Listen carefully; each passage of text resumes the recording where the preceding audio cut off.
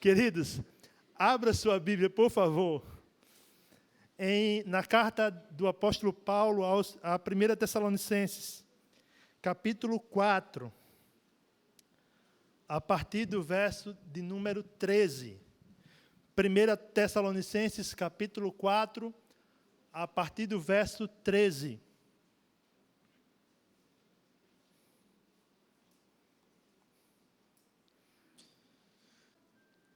No ano de 1971, o ex-vocalista da banda Beatles, John Lennon, lançou uma música que fez muito sucesso.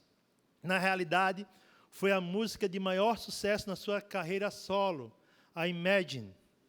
Essa música fala de um mundo ideal.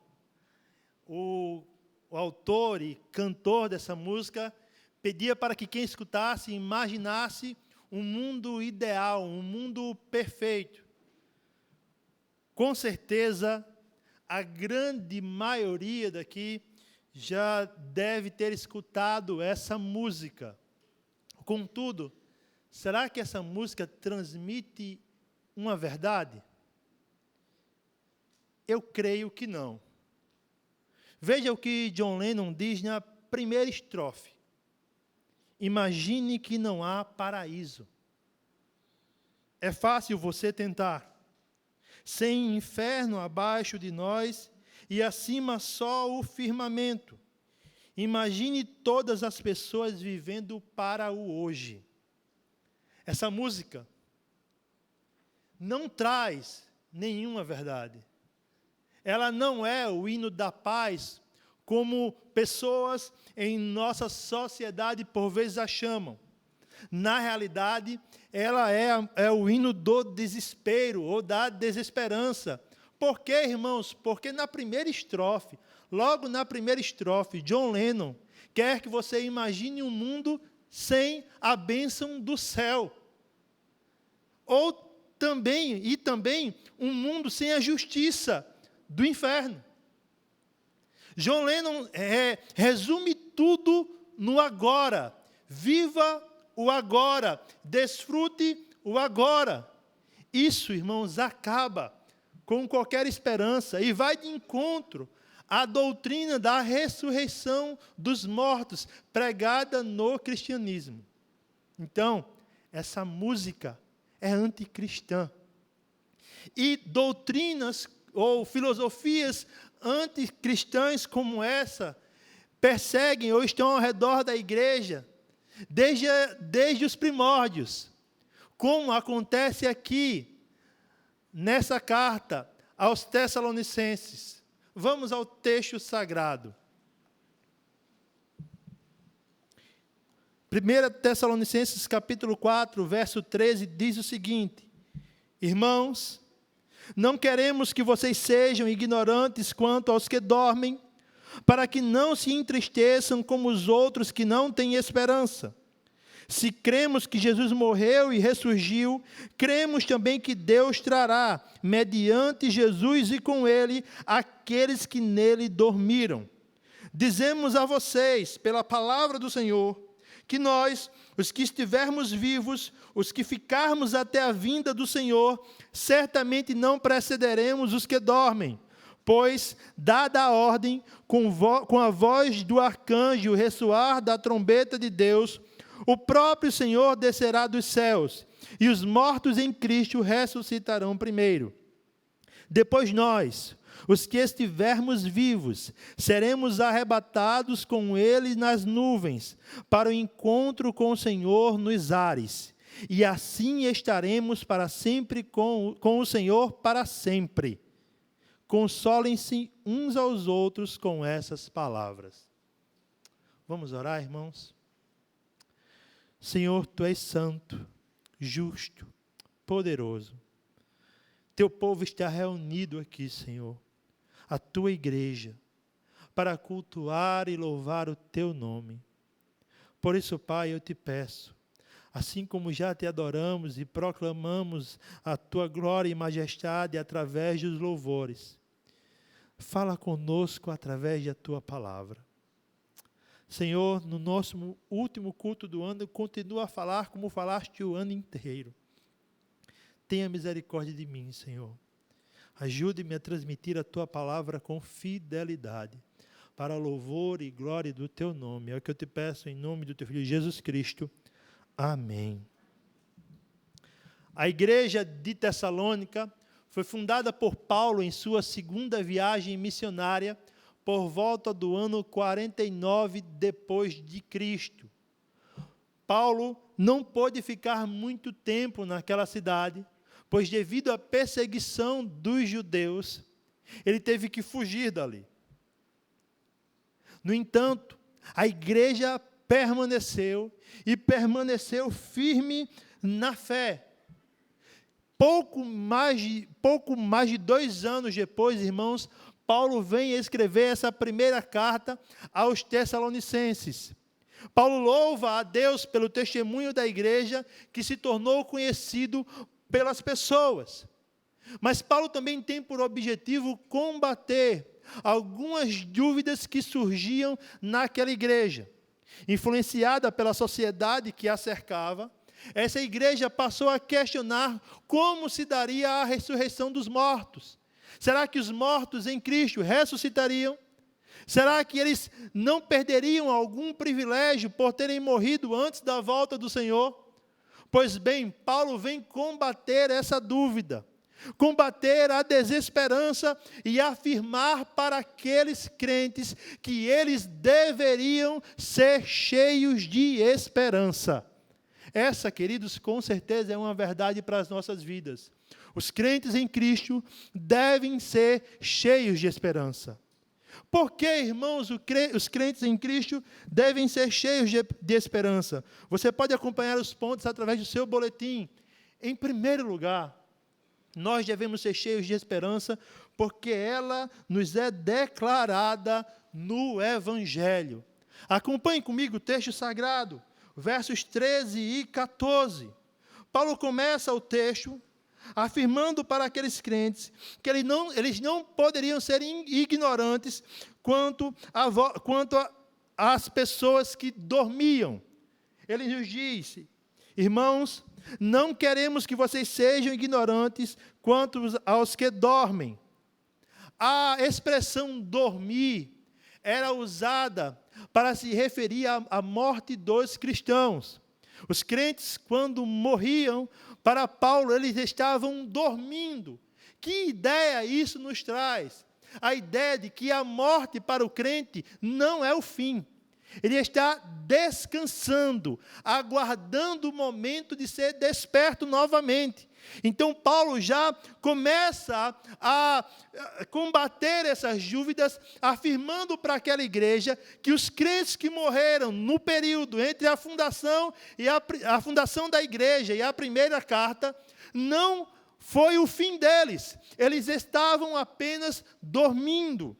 Paulo continua também a nos dizer, irmãos, o seguinte: para que não se entristeçam como os outros que não têm esperança. Veja só, meus irmãos, aqueles crentes haviam morrido. Alguns comentaristas especulam que poderia ser devido à perseguição, já que na própria fundação da igreja houve uma perseguição por parte dos judeus. Mas à época também da primeira carta, não havia perseguição por parte do Império Romano. Nós estamos em 50 depois de Cristo, no começo da história cristã. Então aqueles crentes poderiam ter morrido por perseguição ou talvez por causas naturais.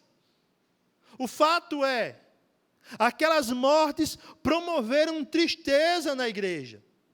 Mas Paulo os adverte: olha, vocês não devem ser ignorantes quanto a isso, porque se vocês forem assim, vocês se assemelharão como os demais, ou como aqueles que não conhecem o Evangelho. Eles não têm esperança. A sociedade greco-romana, na qual a igreja estava inserida, não acreditava em ressurreição. Apesar de alguns poucos filósofos terem debatido acerca desse assunto, grande parte da sociedade acreditava que a morte representava a libertação do corpo. O corpo era uma prisão para a alma. Após a morte, a alma era liberta e era o fim da pessoa. Como exemplo, temos os epicureus, uma filosofia da época. O que esses homens incentivavam? O agora. A busca pelo prazer.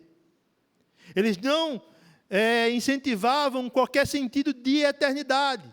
Eles queriam que as pessoas que seguissem essa filosofia aproveitassem o momento, desfrutassem de todos os prazeres possíveis desta vida, e depois da morte é o fim. Anular a ressurreição, irmãos, é pensar como esses homens. Paulo vai escrever na carta de 1 a Coríntios: se Jesus não ressuscitou, se não há ressurreição dos mortos, comamos e bebamos, porque amanhã morreremos. Anular a ressurreição é anular qualquer esperança. O que Paulo faz? Ele garante esperança para aquela igreja. Através de quê, irmãos? Observe o verso 14. Porque se cremos que Jesus morreu e ressuscitou, assim também, aos que dormem em Cristo, Deus os tornará a trazer com Ele. O que garante a ressurreição do crente? O que garante a ressurreição do crente é a obra de Jesus Cristo, a obra vicária. Não apenas a sua morte, mas a sua ressurreição também. Deus agiu com poder, ressuscitando Cristo dos mortos e garantindo também a ressurreição daqueles crentes. Você já parou para pensar no poder do Evangelho? Porque sim, meus irmãos, o que nós encontramos neste texto é uma afirmação do poder que o Evangelho possui. Paulo declara àqueles crentes: é a obra de Cristo que garante a sua ressurreição, a completa obra. Irmãos, nós não podemos nos ater apenas à morte de Cristo. De certo que ali, na crucificação, nós vemos o maravilhoso amor de Deus sendo manifestado e a sua justiça sendo executada. Ali Deus está justificando pecadores. Mas se a obra do Evangelho se resumisse apenas à crucificação, nós não teríamos qualquer esperança. Mas pela misericórdia de Deus, ao terceiro dia, Cristo ressuscitou dos mortos. E se Cristo ressuscitou através do poder de Deus, como Paulo vai falar no começo da carta aos Efésios, Deus agiu com poder, ressuscitando Cristo dos mortos, e é esse mesmo poder que Ele age nos crentes. O que isso quer dizer, irmãos? O poder do Evangelho, através da obra de Cristo, garante que eu e você não teremos na morte o nosso fim.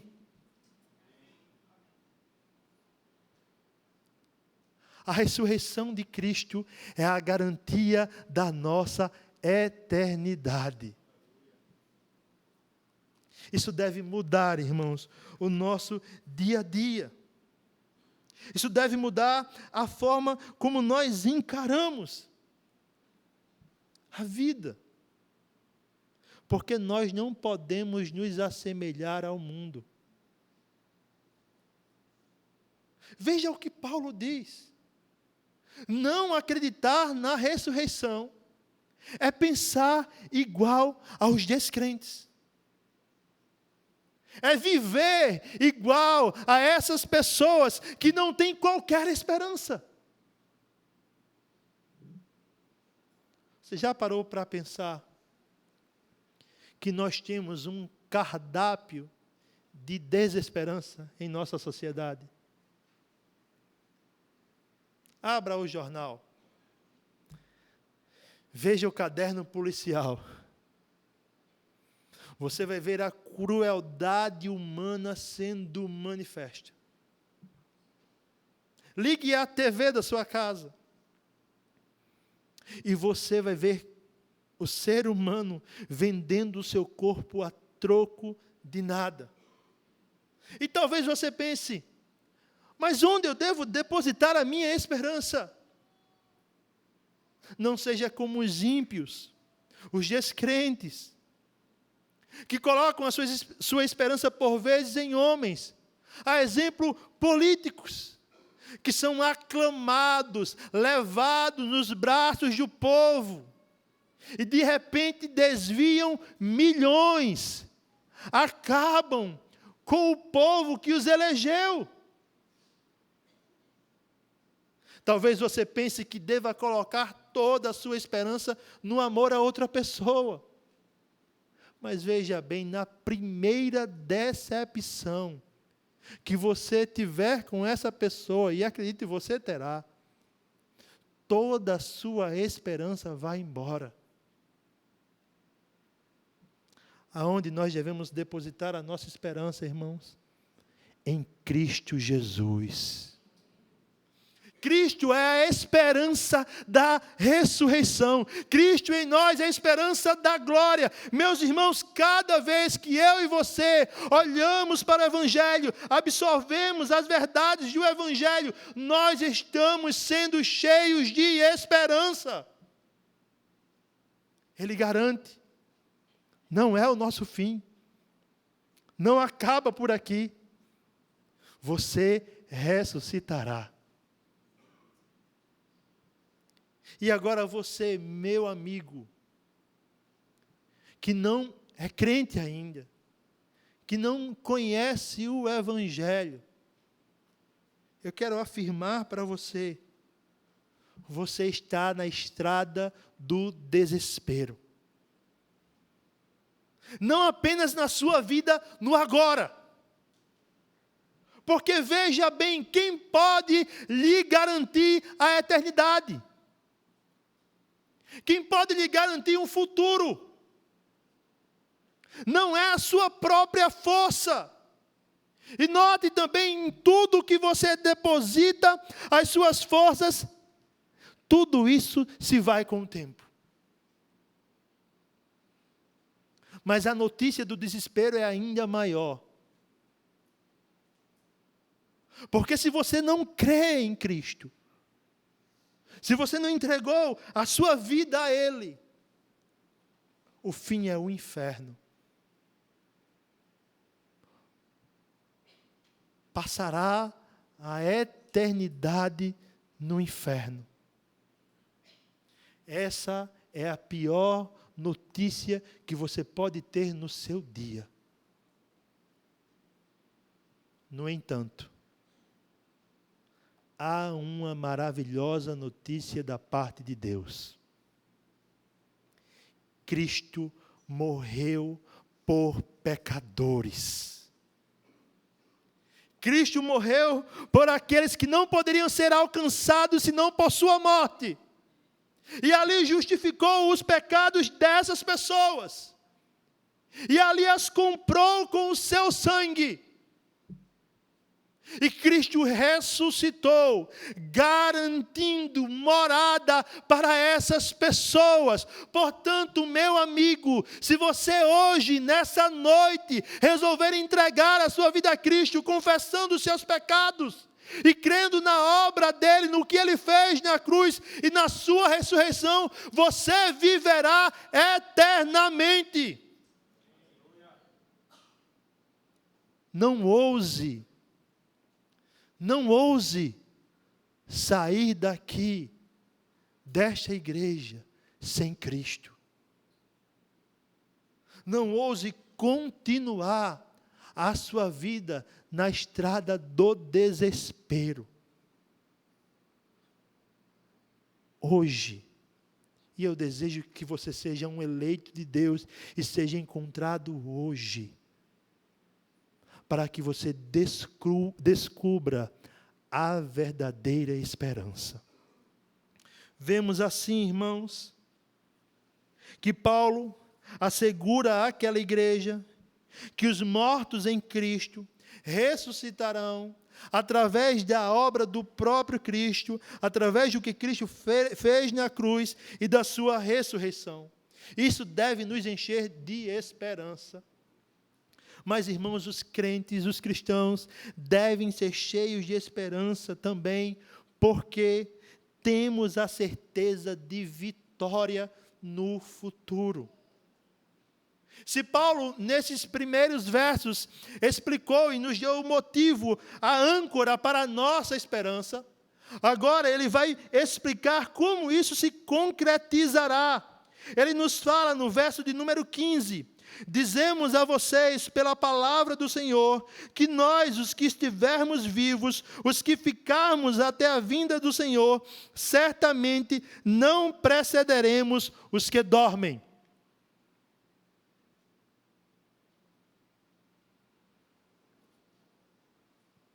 Paulo aqui, irmãos, está esclarecendo outra dúvida que cercava aqueles crentes. Ele afirma e coloca a palavra do Senhor como garantia, que qualquer crente que viesse a morrer antes da volta de Cristo não sofreria nenhuma desvantagem em sua volta.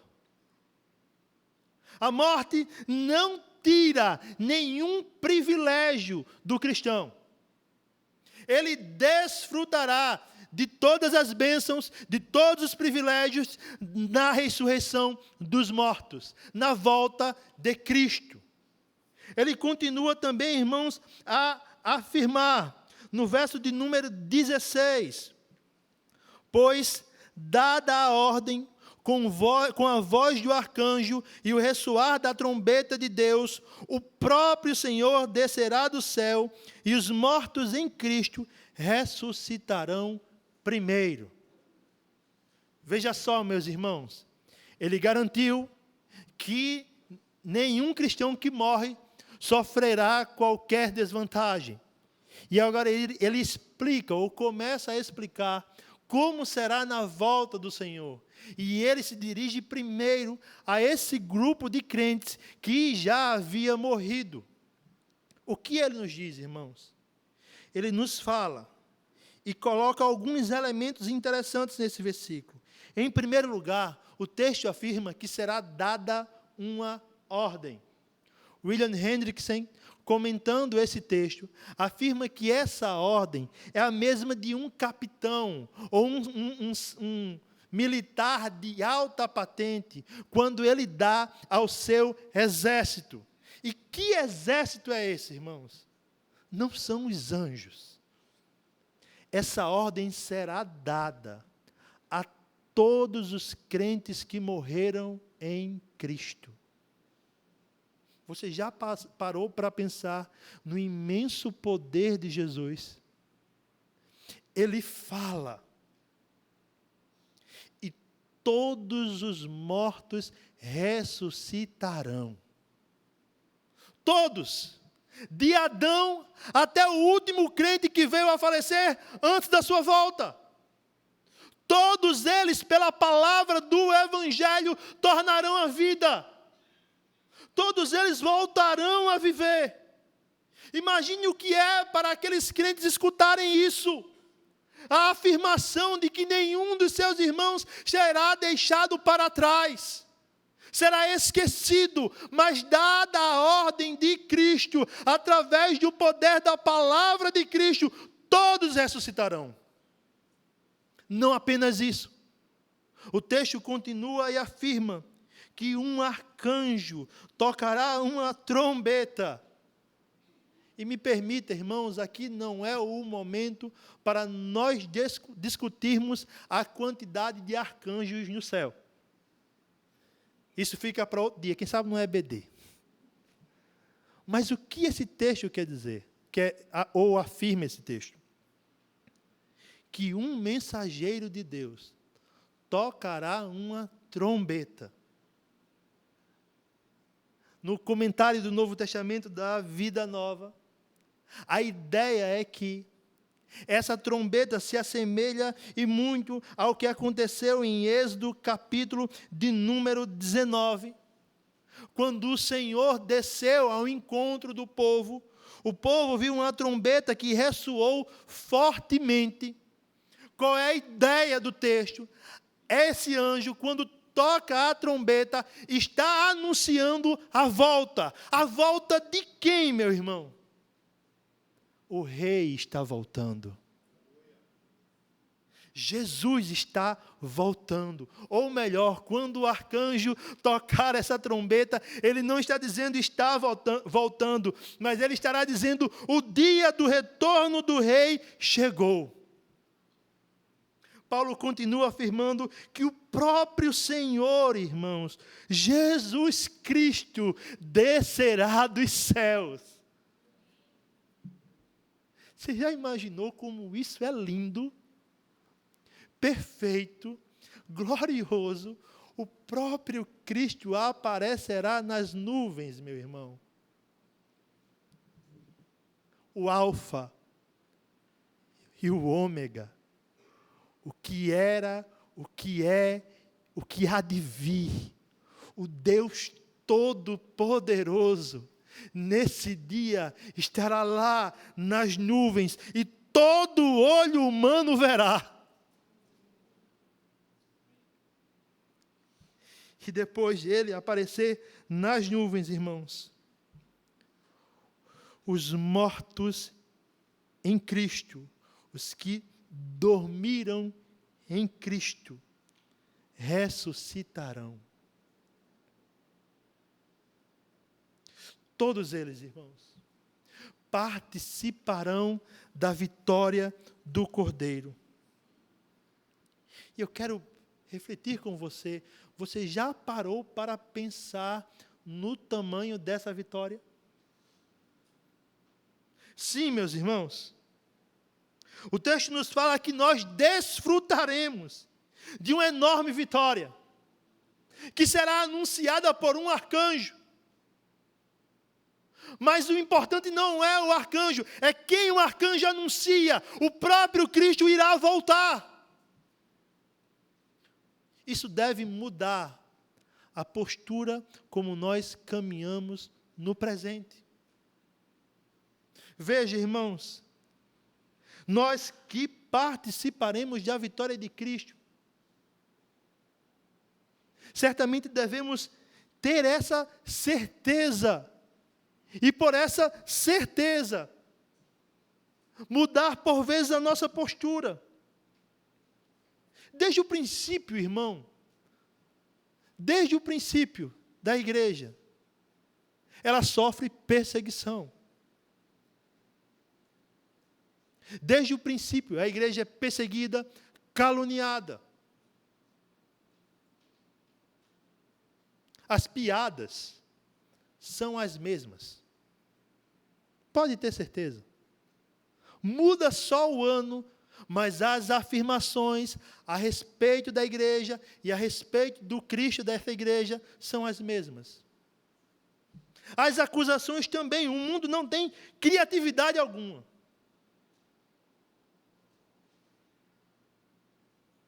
Como eu e você encaramos isso? Certamente isso promoverá indignação no nosso coração.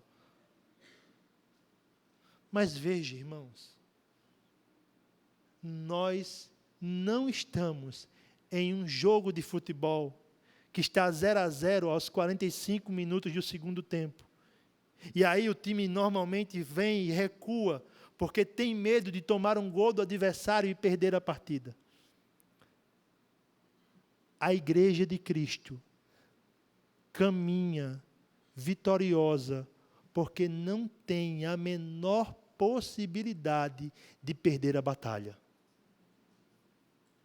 O mundo pode acusar, o mundo pode se levantar, o mundo pode perseguir a igreja. Veja o que acontece através das eras. levantam calúnias contra a igreja continua caminhando. Perseguem a igreja continua caminhando. Colocam prazo para o fim da igreja. Já houve pessoas que determinaram o fim do cristianismo. O que aconteceu, irmãos? A igreja continua caminhando através das eras, porque quem garante a vitória da igreja é o Senhor dela, é Jesus Cristo. Por isso, meu irmão, caminhe com a certeza da vitória do Cordeiro. Porque veja bem, como eu falei, nós reformados acreditamos apenas em uma volta de Cristo. Nós não acreditamos no arrebatamento secreto. Nós acreditamos que Ele virá mais uma vez e todo olho verá. Se para os crentes isso representa a alegria, para os descrentes isso representa o juízo. Porque quem estará lá é o que foi escarnecido por eles, caluniado por eles, difamado por eles. Talvez você pense, olhando para o agora, pelas perseguições, pelo que a igreja sofre, a igreja está perdendo. Não, meu irmão, a igreja nunca perdeu, a igreja segue triunfante a caminhada do Evangelho. E um dia, essas pessoas que perseguiram a igreja sofrerão dura condenação, porque ofenderam a igreja e ofenderam ao Cristo da igreja. A volta de Cristo representa uma vitória imensa contra o nosso maior inimigo.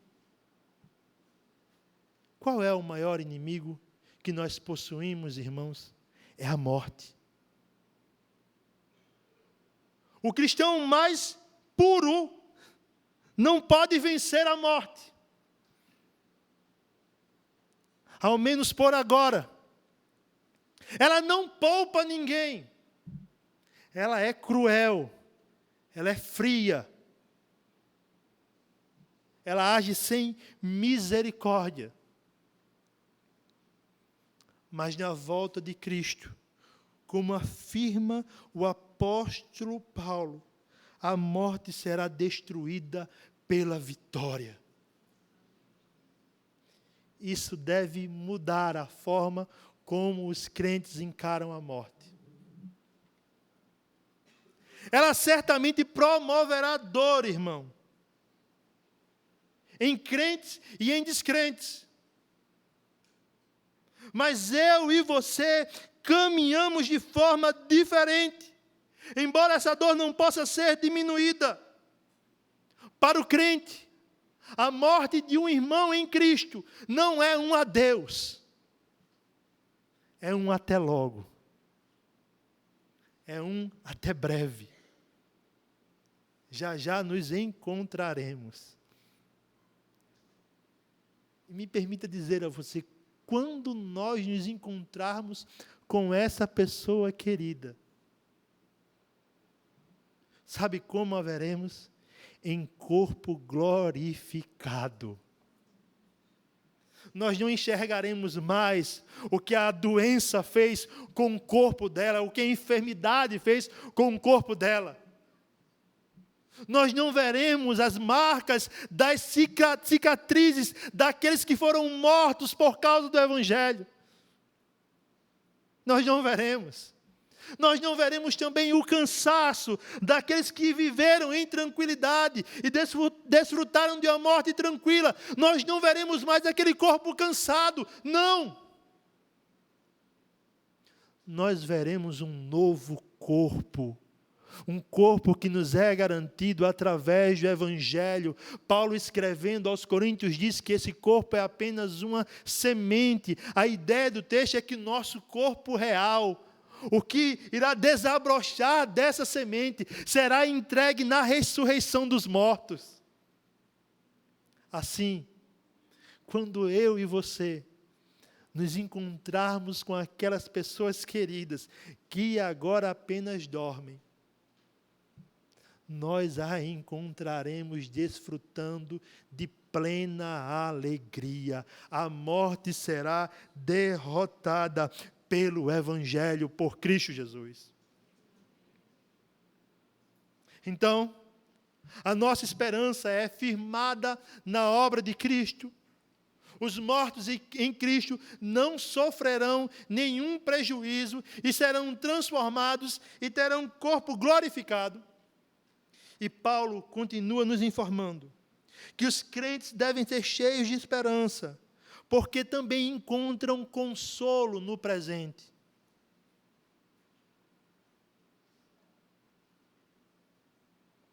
Veja comigo os versos 17 e 18. Se Paulo, nos versos 13 e 14, nos mostrou aonde a nossa esperança está firmada, se no verso 15 e 16, ele explicou o que acontecerá com aqueles crentes que morreram em Cristo, ou que morrem em Cristo. No verso 17 e 18, Paulo explica o que acontecerá com aqueles crentes que estiverem vivos no momento da volta do Senhor. Ele começa afirmando: depois nós, os que estivermos vivos, seremos arrebatados juntamente com eles nas nuvens. A ideia do texto, a palavra arrebatamento, queridos, tem um dos seus significados, a ideia de ser repentino, algo rápido. O que isso nos traz? A ideia é que a ressurreição dos mortos, o seu arrebatamento e o arrebatamento da igreja não será um período demorado. Será num abrir e fechar de olhos. Tudo acontecerá rapidamente. Em um piscar de olhos, a igreja será arrebatada. Paulo afirma também que o destino desse povo será um encontro com o Senhor. Para o encontro com o Senhor nos ares, e assim estaremos com o Senhor para sempre. O encontro mais aguardado da história da igreja, aqui acontecerá, onde todo o povo de Deus, de todas as eras, se encontrará com o seu Senhor. Paulo está afirmando àqueles crentes: vocês terão o prazer de encontrar com o próprio Cristo em seu retorno. Então imagine um elemento a mais no dia do retorno de Cristo. Não apenas Cristo está de forma visível para toda a humanidade, mas também toda a igreja de Cristo, de todas as eras, está junto com Ele. E todo olho verá.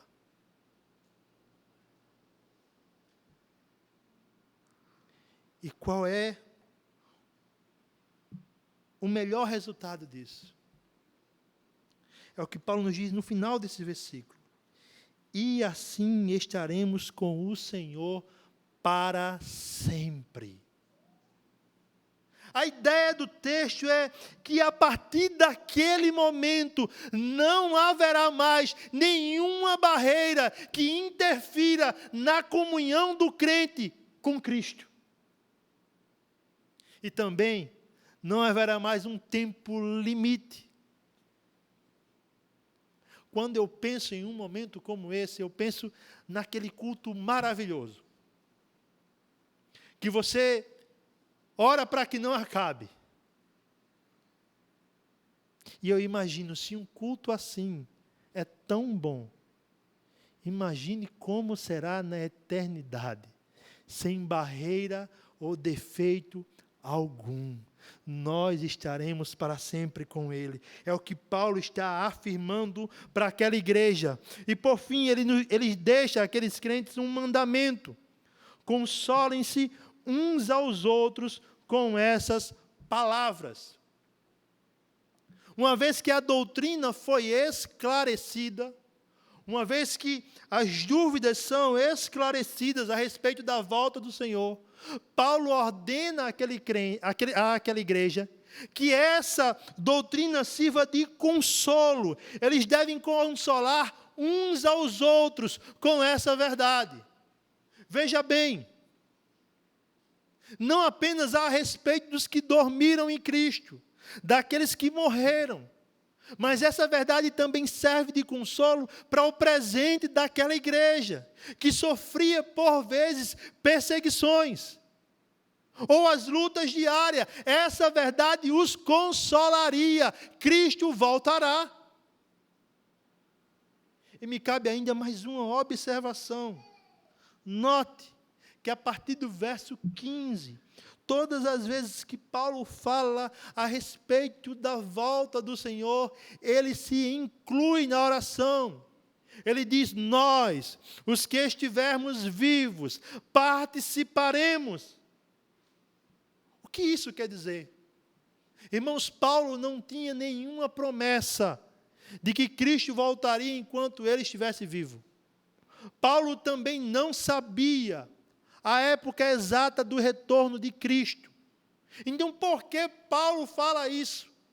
Porque Paulo aguarda a iminente volta de Cristo. Ele esperava Cristo ainda para a sua vida. Ele poderia não voltar enquanto o apóstolo estivesse vivo, mas ele viveria em prontidão, aguardando a volta do Senhor. Essa não deve ser também a nossa postura, irmãos?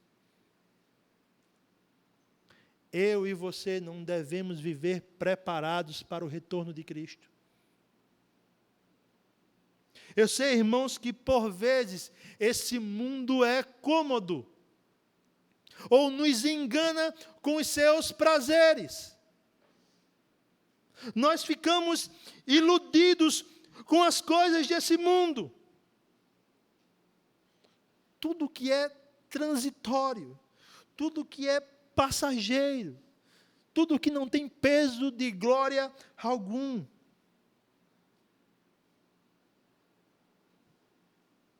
Um dos outros significados para a palavra arrebatamento é ser tomado à força.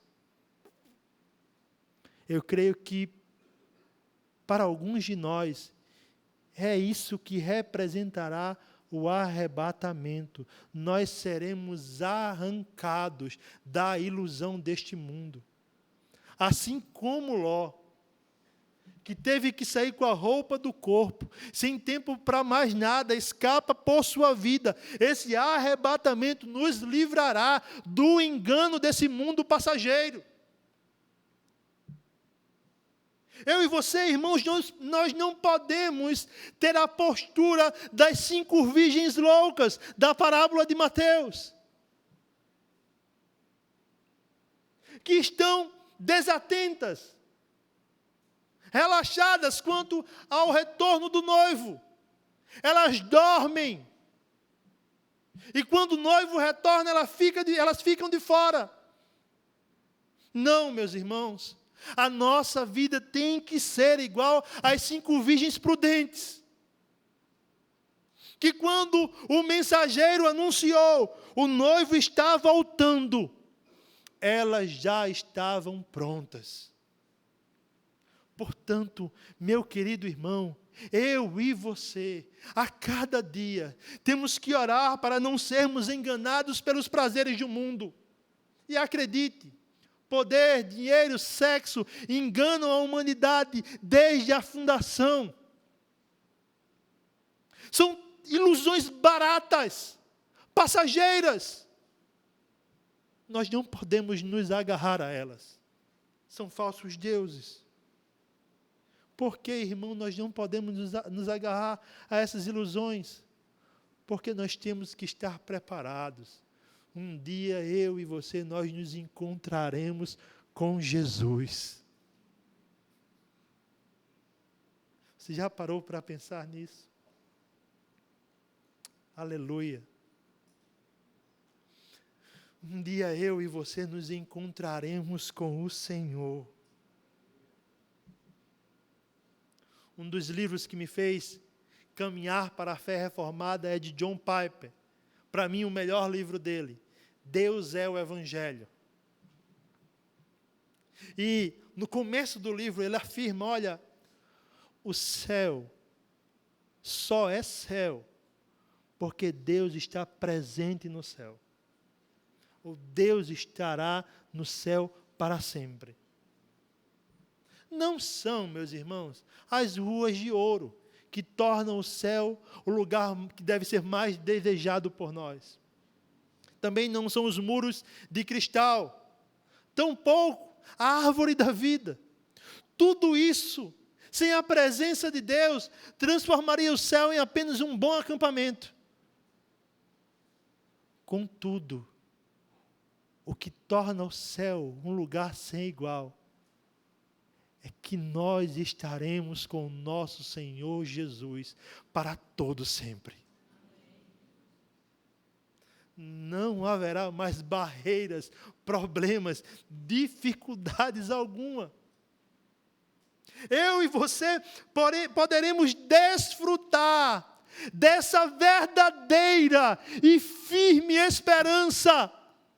Nós poderemos desfrutar de Cristo por toda a eternidade. Por isso, irmãos, essa é a verdade que deve nos consolar. Fuja de lugares onde é pregada uma teologia barata, uma teologia humanista. Você não precisa ser consolado com frases como você é poderoso, ou do coração de Jesus você é o centro. Tampouco você precisa ouvir que é o ponto fraco de Deus. Veja só. Você não precisa de nada disso. Porque sabe o que vai acontecer? Palavras como essa irão acariciar o seu ego. Você se sentirá melhor. Bem, poxa, como eu sou importante. Mas na próxima semana, você precisará ouvir de novo. E de novo. E de novo. Nós não precisamos disso. O que nós precisamos é de alguém que, em meio à nossa tristeza, chegue perto de nós e diga: calma, isso vai passar, Jesus está voltando. O que nós precisamos é que em momentos de luta e desespero, onde a vida nos massacra, alguém chegue para nós e diga: calma, um dia eu e você estaremos no céu. O que nós realmente precisamos, irmãos, o que nós devemos ansiar, é a verdade que Jesus está voltando. Que em breve nós subiremos ao seu encontro. E permaneceremos com Ele para sempre. John Lennon disse para nós imaginarmos um mundo sem o céu. Que homem insensato. Mas eu peço que você agora imagine outra coisa. Imagine, meu irmão, que inexplicavelmente, num piscar de olhos, tudo mudou. Imagine que você subitamente está voando. Acredite, você está voando. E quando você olha para o seu corpo, você nota que ele está diferente. Aquela dor na coluna abençoada foi embora. Qualquer tristeza é mera lembrança. E aí, quando você percebe e olha ao seu redor, você vê um exército incontável de pessoas. E de repente você enxerga um amigo, um parente, um conhecido seu. Aquele que foi maltratado aqui nesse mundo. Que você viu seu corpo definhar por conta de uma enfermidade. Que permaneceu firme ao Senhor Jesus até a sua morte. E quando você olha para Ele, Ele está perfeito, feliz. Você não sente mais vontade de pecar. Rebelião, crítica, murmuração, nada disso passa mais no seu coração. De repente você vê outro ser. Mas esse não é igual a ninguém. Ele é majestoso. Ele é grande. Você nunca o viu em sua vida, mas você já sabe quem é. É o Cristo de Deus. O Cordeiro que venceu. Ele olha para aquela multidão e brada: venham benditos de meu Pai, recebam como herança o reino que lhes foi preparado desde a criação do mundo.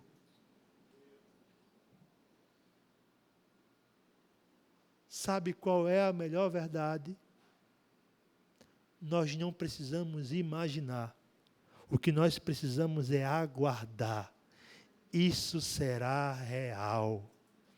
Nós estaremos no céu com o Senhor. E como eu queria, irmãos, que 2019 não terminasse para nenhum de nós. Como eu queria que Jesus voltasse agora. Como eu queria que esse fosse o momento que Ele bradasse da eternidade e todos nós fôssemos arrebatados. Aleluia! Nada mais me importaria, irmãos, a não ser desfrutar da presença de Jesus para sempre. Que Deus em Cristo abençoe a sua igreja. Vamos orar, irmãos. Senhor, Tu és santo, Tu és justo e Tu és eterno. E eu Te louvo, Senhor, porque um dia eu desfrutarei da eternidade ao Teu lado. Eu Te louvo porque Tu voltarás, arrebatarás a Tua igreja e nós estaremos para sempre contigo. Obrigado, meu Deus, pelo Teu Evangelho. Firma essa verdade em cada coração. Console cada coração com essa verdade. É o que eu Te peço em nome do Teu Filho Jesus Cristo. Amém. Fiquemos de pé, meus irmãos.